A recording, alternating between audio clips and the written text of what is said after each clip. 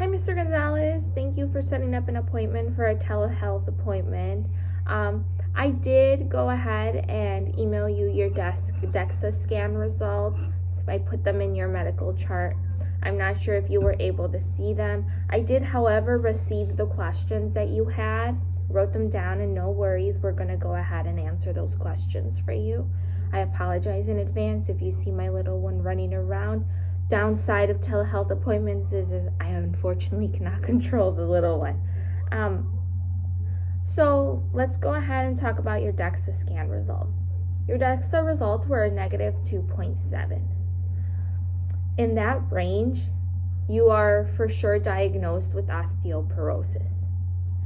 It is, unfortunately, it is not something that is curable, but you could help prevent it from getting it worse, and you can actually do things to help strengthen and protect your bones from losing bone mass. Let's go ahead and go through your lists here. If you have any questions, go ahead and let me know. Other questions that come up, it is fine as well.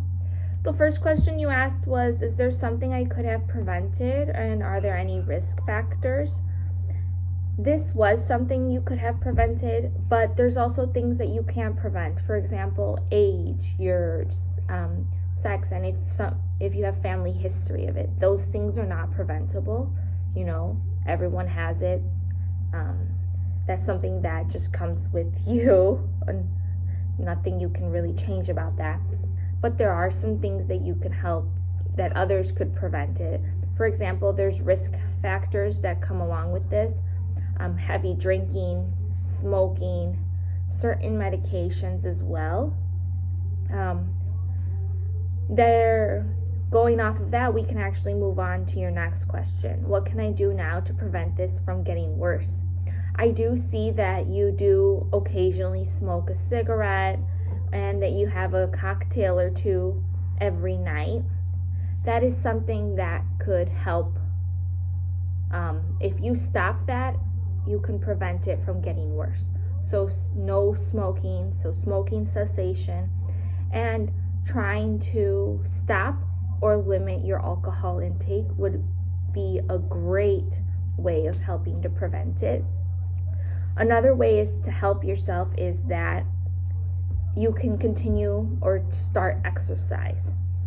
Even if you've never exercised in your life, starting is a big step towards it. Different things are resistance training, like weights, squats, or body weight as well.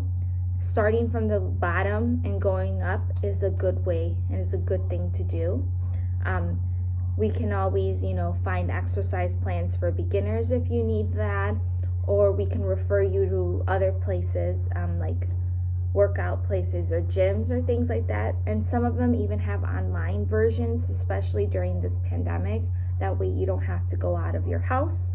I did previously mention that this is not something that is cured.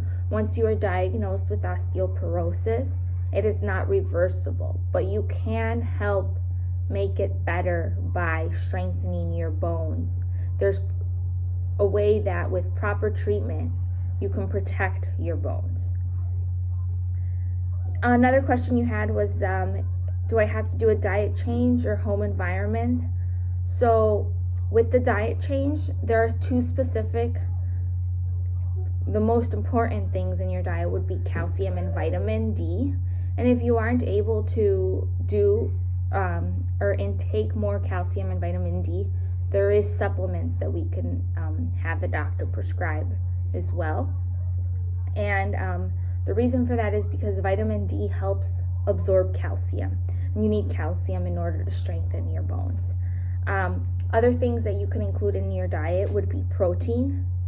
If you're not sure how to include the right amount of protein or the type of protein into your meals, we can also have the doctor refer you to a dietitian, because we know this is not easy completely doing a 360 and turning your life around here. So if you do think that is the right thing, we can ask the doctor for a referral to a dietitian. Mommy. Home entertainment. I would say that if you have a cluttered area or home environment, I said entertainment. If you have a cluttered home environment, I would go ahead and make sure, nothing on the floor that you can catch your footing on, for example, like rugs that are slippery, making sure that you have the appropriate things to hold on to if you need to.